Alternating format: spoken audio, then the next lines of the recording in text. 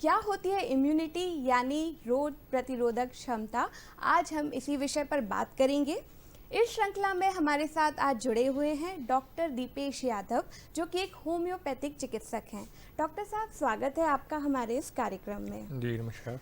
Doctor साहब, जैसा कि हम बात कर रहे हैं रोग प्रतिरोधक क्षमता, हम सबसे पहले आपसे जानना चाहेंगे कि रोग प्रतिरोधक क्षमता यानी इम्यूनिटी क्या होती है।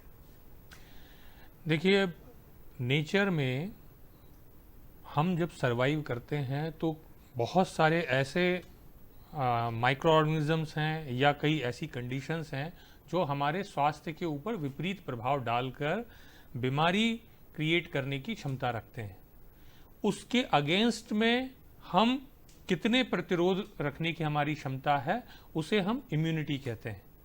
यानी जो भी कोई माइक्रो ऑर्गेनिजम्स हैं या कोई कंडीशंस हैं, चाहे वेदर की कंडीशन हो, चाहे फिजिकल एनवायरनमेंट हो, उसके अगेंस्ट में हमारा बॉडी कितने अच्छे से प्रोटेक्शन प्रोवाइड करता है, उसे ही हम इम्यूनिटी कहते हैं। जी दर्शकों, जैसा कि हमने जाना कि किसी भी रोग से लड़ने की क्षमता जो है हमारे शरीर में, उसे रोग प्रतिरोधक क्षमता कहते हैं। अब हम डॉक्टर साहब आपसे जानना चाहेंगे कि ये जो रोग प्रतिरोधक क्षमता होती है, क्या ये जन्म से ही होती है या फिर जब हम पैदा होते हैं फिर शारीरिक खान पान और या फिर जो हम बाहर एक्सटर्नल एनवायरनमेंट में जिस तरह से सर्वाइव कर रहे हैं उससे ये क्षमता बढ़ती है? जी, बहुत अच्छा प्रश्न है आपका। देखिए, इम्यूनिटी कई लेवल्स पे होती है। सबसे पहली जो आपके जीन्स से आई है, तो जीन्स से यानी मदर साइड फादर साइड किस तरह के जीन्स हैं वो तो इनबिल्ट आपके अंदर आ गई, और वो जीन्स अगर हेल्दी हैं या स्ट्रांग है तो डेफिनेटली आप स्ट्रांग बनेंगे। लेकिन कई बार ऐसा होता है कि डिसीज्ड वाले जो जीन्स हैं, यानी कुछ ऐसे रिसेसिव जीन्स हैं जो हमको डेलिकेट बनाते हैं, कमज़ोर बनाते हैं या डिसीज़ पैदा करने की क्षमता रखते हैं। अगर उस समय हमने अपने शरीर का प्रॉपर ध्यान नहीं रखा, सही डाइट नहीं ली, सही मेंटल स्टेट नहीं रखी, तो वो डिसीज़ में कन्वर्ट होने की प्रोबेबिलिटी ज़्यादा बढ़ जाती है। तो पहला है आपका जीन्स के लेवल पर इम्यूनिटी। दूसरा है आपका दिनचर्या, आहार विहार, खान पान, यानी आपका लाइफ स्टाइल, हम अपना कैसा लाइफ स्टाइल लीड करते हैं। और तीसरा होता है हमारा mental state. Mental state, social state, यानी हम अपनी कैसी मनस्थिति रखते हैं, कैसे हमारे आसपास का एनवायरनमेंट है, वो डिसाइड करता है कि हमारी इम्यूनिटी किस लेवल पे होगी। इन तीनों स्तरों पर अगर हम सही तरीके से वर्क करते हैं तो हमारी इम्यूनिटी बेहतर होती है। जी देखा दर्शकों, डॉक्टर साहब ने हमें बताया कि किस तरह से इम्यूनिटी डेवलप होती है और किस तरह से बेहतर होती है। जैसा डॉक्टर साहब ने कहा कि खान पान और हमारी मेंटल स्टेट जो भी है वह हमारी इम्यूनिटी यानी रोग प्रतिरोधक क्षमता को बहुत प्रभावित करती है। तो चलिए डॉक्टर साहब से जानते हैं कि खान पान किस तरह से हमारी इम्यूनिटी को प्रभावित करता है। देखिए, दो फैक्टर होते हैं। एक होता है हेल्दी खाना यानी हेल्दी लाइफ स्टाइल, और एक होता है अवेलेबल फूड या अवेलेबल लाइफ स्टाइल। इसमें हमको सबसे इंपॉर्टेंट चीज होती है ऑप्टिमाइजेशन एंड फाइंडिंग ऑफ हमारी जो जिसको हम बोलते हैं तासीर, यानी हमारी बॉडी का कैरेक्टर क्या है, उस हिसाब से हमें डाइट डिसाइड करना चाहिए। जैसे आप अधिकतर सोशल मीडिया पे भी और सब जगह देखते हैं, ये खाइए ये ना खाइए, लेकिन ये जनरलाइज नहीं होता है। भाई, कुछ लोगों की अगर तासीर सर्दी की है तो उनको कोल्ड फूड खाने से अगर परेशानी होती है तो वो उनकी हेल्थ के लिए अच्छा नहीं होगा। अगर इसी तरह से अगर हम देखें कि कुछ लोगों की तासीर अगर सर्द की है तो उनके लिए उस तरह के फूड ज़्यादा उपयोगी रहेंगे। हाँ, अब हम बात करते हैं कि जनरलाइज्ड हम कैसे समझें कि कैसा फूड हमारी इम्यूनिटी को बेहतर कर सकता है। तो सबसे इम्पॉर्टेंट चीज़ है जो फूड जितना ज़्यादा नेचुरल होगा। अगर हम जैसे फ्रूट्स को देखें, फ्रूट्स डायरेक्ट प्लांट से हमारे पास आते हैं, अगर उनका केमिकल ट्रीटमेंट नहीं हुआ है और वो सीधे हमारे पास फॉर्म से आए हैं, तो ऐसे फ्रूट्स सबसे ज़्यादा आपके लिए हेल्दी होंगे। फिर सेकंड लेवल पे ऐसे फ्रूट्स जिनको पकाया गया है।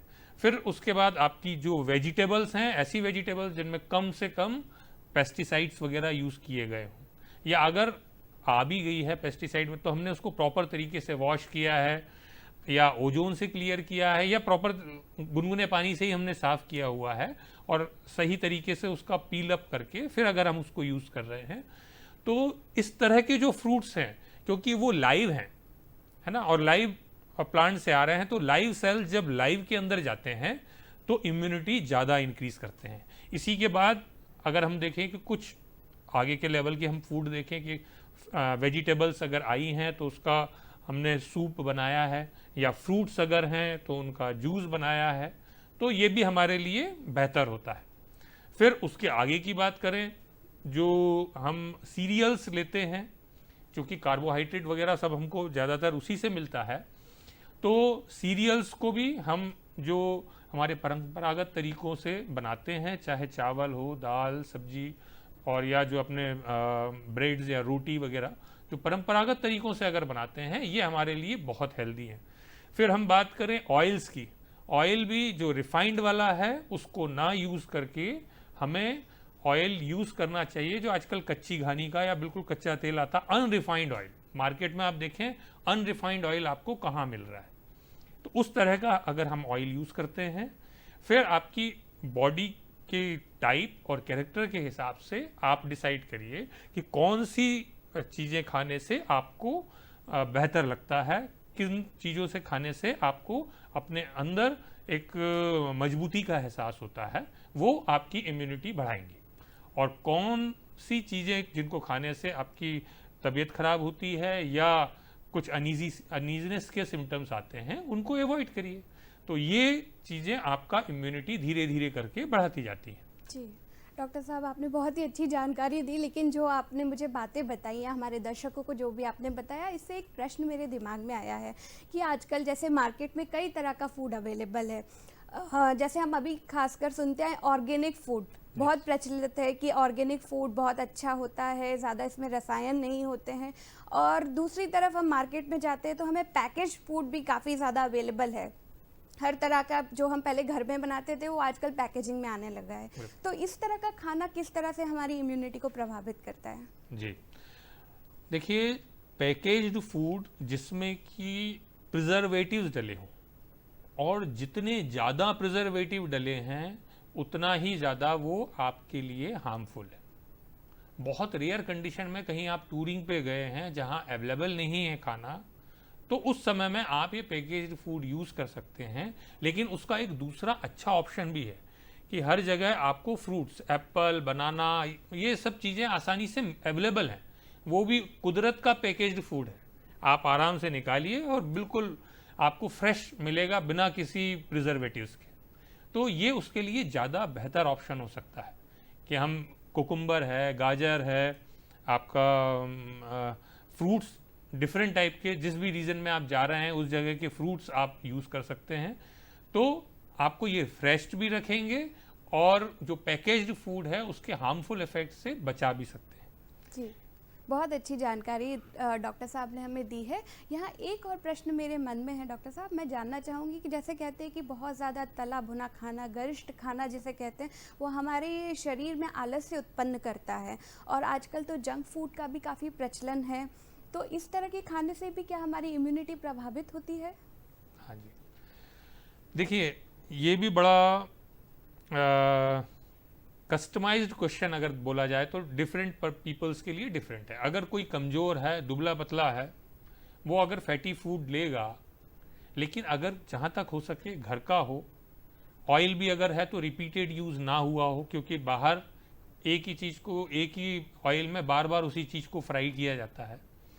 तो अगर घर का है और हम इस चीज़ का ध्यान रख रहे हैं कि वो हेल्थ वाइज बार बार फ्राइड ना हो, ऐसा ऑयल हम यूज़ कर रहे हैं, तो वो हमारी इम्यूनिटी को बेहतर करता है। हाँ, लेकिन कुछ कंडीशंस हैं, अगर आपकी फैमिली हिस्ट्री में कोलेस्ट्रॉल, बीपी या हार्ट की परेशानियां रही हैं और आप प्रॉपर उतना एक्सरसाइज नहीं करते हैं, फिजिकल एक्सर्शन नहीं करते हैं, तो फिर हमको ध्यान देने की ज़रूरत है कि इस तरह का फूड अवॉइड करें। हाँ, लेकिन कोई भी फूड खराब नहीं है अगर हम नेचुरली अगर उसको यूज़ करते हैं और हम फिजिकल उतना एक्सर्शन करते हैं। तो अगर हम फिजिकली एक्सर्ट नहीं करते हैं, हमारा लाइफ स्टाइल सीडेंट्री है, एक्सरसाइज, योगा, प्राणायाम, ये सब चीज़ें अगर नहीं करते हैं, तो डेफिनेटली फिर आपको कदम कदम पर सोचना पड़ेगा कि मुझे क्या खाना और क्या नहीं खाना।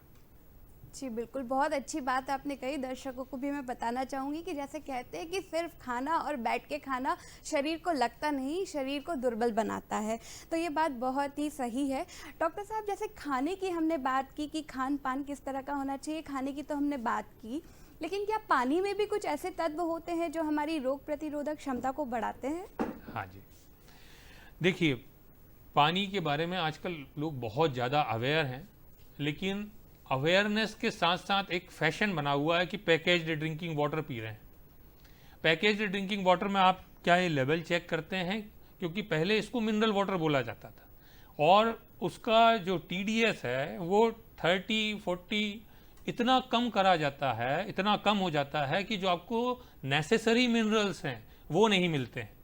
और आप जान के हैरान होंगे कि कम से कम 140 टाइप्स के माइक्रो न्यूट्रिएंट्स होते हैं जो नेचुरल वाटर में होते हैं। अब चूंकि नेचुरल वाटर जो हमको मिलता है रिजर्वायर से मिलता है, अगर कुछ शहरों में ये अच्छी व्यवस्था है कि प्रॉपर क्लीन होकर के पानी आता है और वो अगर अच्छे से क्लीन होता है तो नॉर्मल फिल्टर भी काफ़ी होता है, लेकिन चूंकि उसके मिनरल्स इंटैक्ट हैं तो वो आपकी बॉडी को मजबूत बनाते हैं। अब बात आती है बैक्टीरिया और वायरस की। अगर बैक्टीरिया वायरस पानी में बहुत ज़्यादा हैं तो डेफिनेटली RO सिस्टम यूज़ करना चाहिए, लेकिन हम एक्स्ट्रा प्रिकॉशस होकर के उसका TDS 30-40 पर लेकर के आ जाते हैं। तो होता क्या है कि वाटर तो आपको साफ मिल गया, बिना बैक्टीरिया वायरस का मिल गया, उसमें दो नुकसान होते हैं। एक तो जो नेचुरल न्यूट्रिएंट्स हैं जो आपकी बॉडी में जाना चाहिए थे वो नहीं जा पा रहे हैं, और जो कुछ बैक्टीरिया वायरस आ जाते जो आपके शरीर में कुछ फ़ायदे का काम करते, यानी कि इसको सिम्बायोटिक बैक्टीरियाज बोलते हैं, कुछ गुड बैक्टीरियाज होते हैं, वो नहीं आ पा रहे हैं। और दूसरा, अगर कुछ डिसीज़ के भी आ जाएं तो हमारी बॉडी उसके लिए एकस्टम्ड हो जाती है, उसके लिए बार बार आने से, इस तरह के बैक्टीरिया वायरस आने से धीरे धीरे करके वो इस तरह के एंटीबॉडीज़ बनाना सीख जाती है। तो इससे हमारा इम्यूनिटी मजबूत होता है। तो हमें ये समझने की ज़रूरत है कि हम किस तरह का पानी पी रहे हैं। देखिए, इम्यूनिटी को हम मजबूत दो तरह से बना सकते हैं, या तो एक बच के और डर के, और या एक समझदारी से। ये हमें डिसाइड करना है। देखिए, बचना डरना भी ज़रूरी है, यानी कि अगर आपने वैक्सीनेशन नहीं लगवाया, यानी कि ये आप क्या कर रहे हैं और घर में बैठे रहे, तो या आप बच रहे हो बस। लेकिन समझदार इंसान क्या है, जो वैक्सीनेशन भी करवा ले। ठीक है, प्रोटेक्शन भी जरूरी है एक हद तक, लेकिन जो वैक्सीनेशन करवा ले, यानी दोनों तरह से अगर कोई मजबूत है तो वो पर्सन अपनी इम्यूनिटी को बेहतर सिस्टम बोल सकता है। जी, बहुत अच्छी बात यहाँ डॉक्टर साहब ने बताई कि वैक्सीन ज़रूरी है बचाव के लिए भी, और हम जो कोरोना है उससे होने वाले कई सारे कॉम्प्लिकेशंस को कम करने के लिए भी। लेकिन डॉक्टर साहब, जहाँ हम वैक्सीन की ही बात कर रहे हैं तो बच्चों का वैक्सीनेशन नहीं हो पा रहा है, और कई सारे बुज़ुर्ग हैं जो कई सारी सिस्टमिक बीमारियां जैसे diabetes, blood pressure, thyroid, asthma, इन सभी से पहले से ही ग्रसित हैं, और कोरोना इन पर हावी हो सकता है। तो खास करके एज रिलेटेड फैक्टर्स की यदि हम बात करें तो बच्चों और बुजुर्गों को किस तरह से अपनी इम्यूनिटी बढ़ाई जा सकती है, वो किस तरह से अपना ख्याल रखें? जी, देखिए, सबसे कई सारे फैक्टर हैं और इसमें सबसे इम्पोर्टेंट है लाइफ स्टाइल। अभी हमने सबसे शुरुआत में देखा कि एक सिस्टम जो कि बाय बर्थ आता है वो है जीन्स। तो जीन्स का कुछ नहीं किया जा सकता, जिसका इम्यूनिटी जितना स्ट्रांग है जीन्स वाइज वो है। अब हम आगे सेकंड और थर्ड स्टेप में क्या कर सकते हैं। सेकंड स्टेप लाइफ स्टाइल, और थर्ड स्टेप होता है हमारा मेंटल और सोशल जो कंडीशन है उसको हम कैसे बेहतर कर सकते हैं। तो अब बच्चों की अगर हम बात करें तो वही डाइट की अगर हम बात करें, तो जिस तरह की मैंने डाइट बताई, जितने ज़्यादा नेचुरल डाइट होगी उतना सबसे बेहतर होगा। दूसरी चीज़, अधिकतर बच्चों के लिए पेरेंट्स ये वो करते हैं, शिकायत करते हैं कि हमारा बच्चा कुछ खाता नहीं है। एक्चुअली में उसको भूख लगने से पहले ही हम खिला देते हैं। तीसरी बात, हम उसको ऐसी चीज़ें खिलाते हैं, माँ बाप सोचते ये हैं कि हम हमारे बच्चे को अगर प्लेजर देंगे तो शायद ये बहुत ज़्यादा बेहतर होगा।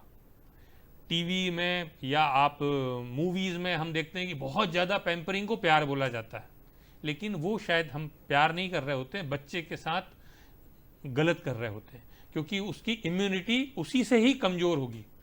आप उसको शुरुआत से अगर फ्रूट्स खाने की आदत डालेंगे और अवॉइड करेंगे, चॉकलेट्स हैं, प्रिजर्वेटिव चिप्स हैं, फास्ट फूड है, पिज़्ज़ा है, क्योंकि बच्चा पैदा होते से उसको नहीं मालूम होता कि पिज़्ज़ा क्या चीज़ है, हम ही इंट्रोड्यूस करवाते हैं। जी बिल्कुल। हम सोचते हैं कि हम उसको प्लेजर दे रहे हैं, लेकिन एक बार उसको उस चीज़ का प्लेजर लग गया तो वो नेचुरल चीज़ से हट जाता है।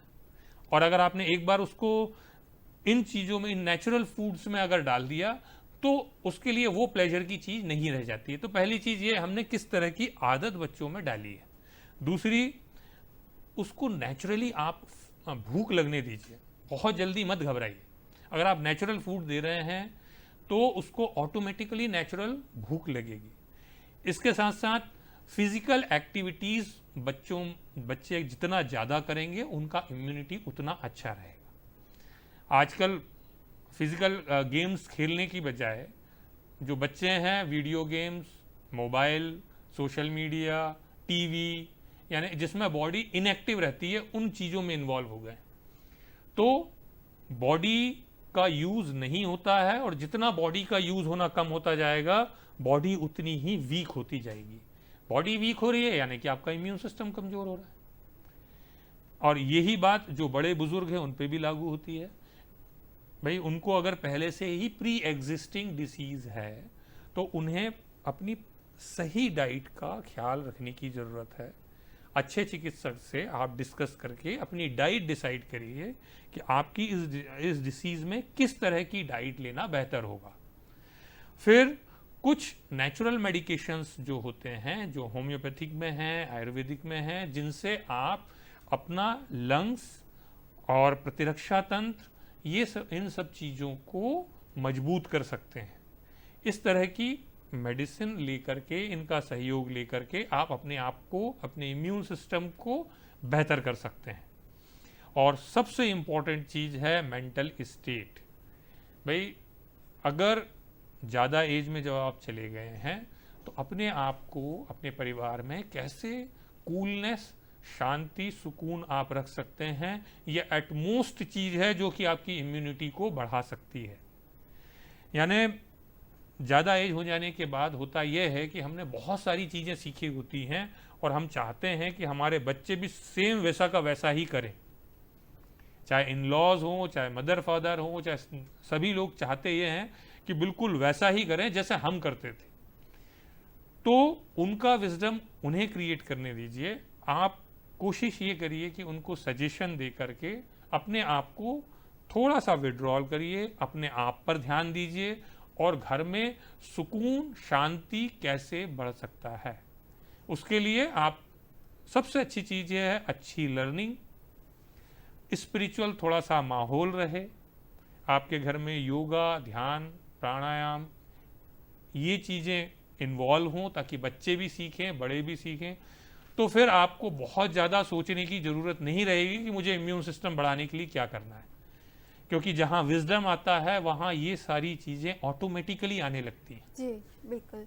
जी डॉक्टर साहब, बहुत ही अच्छी हमारी यहाँ चर्चा रही। एक अंतिम प्रश्न आपसे पूछना चाहूँगी कि क्योंकि आप चिकित्सक हैं और अभी कोरोना का काल है, तो आप लोगों को क्या सलाह देना चाहेंगे कि किस तरह से इम्यूनिटी बढ़ाई जाए इस कोरोना काल में? जी देखिए, कोरोना काल में अगर आप चाहते हैं सबसे अच्छी आपकी इम्यूनिटी रहे तो पहली चीज़ लाइफ स्टाइल के लिए सुबह समय से उठें, एक्सरसाइज, प्राणायाम, योगा, तीनों को थोड़ा थोड़ा समय दें। भले ही आप ज़्यादा नहीं दे सकते तो 15-15 मिनट दें। फिर खुद कुछ जिम्मेदारियां जरूर उठाएं। घर में छोटे मोटे काम की, चाहे वो जेंट्स हों, चाहे लेडीज़ हों, चाहे बच्चे हों, छोटे छोटे काम सभी लोग थोड़ी थोड़ी जिम्मेदारियां उठाएं। चौथी चीज़ है अपनी मन स्थिति अच्छी रखें। उसके लिए आपको मेंटल डाइट पॉजिटिव होना जरूरी है। बहुत ज़्यादा न्यूज़ चैनलों पे देखना कि कोरोना का क्या हो रहा है, कितने मर रहे हैं, ये चीज़ें आपके लिए नहीं है। हाँ, आप क्या बेहतर कर सकते हैं वैक्सीनेशन के तौर पर, प्रोटेक्शन के तौर पर, डाइट के तौर पर, इसको लाइटली समझें। मैं बोलूँगा लाइटली, अदरवाइज ये अपने आप में ओसीडी की प्रॉब्लम हो जाएगा। आपको दिन भर यही सोचते रहेंगे कि मैं क्या खाऊं क्या ना खाऊं। जी बिल्कुल डॉक्टर साहब, बहुत अच्छी बातें आपने बताई कि किस तरह से हमारी इम्यूनिटी क्या होती है, किस तरह से इसे बढ़ाया जाए, और सिर्फ हमारे खान पान का ही नहीं, हमारा जो फिज़िकल एक्सरसाइज है ये भी कितना प्रभावित करता है इम्यूनिटी को। तो ये था आज की हमारी चर्चा का विषय। डॉक्टर साहब बहुत बहुत धन्यवाद हमारे कार्यक्रम में आप आए इसके लिए, और अगले अंक में फिर मिलेंगे एक नए विषय के साथ। तब तक के लिए मुझे दीजिए आज्ञा। नमस्कार।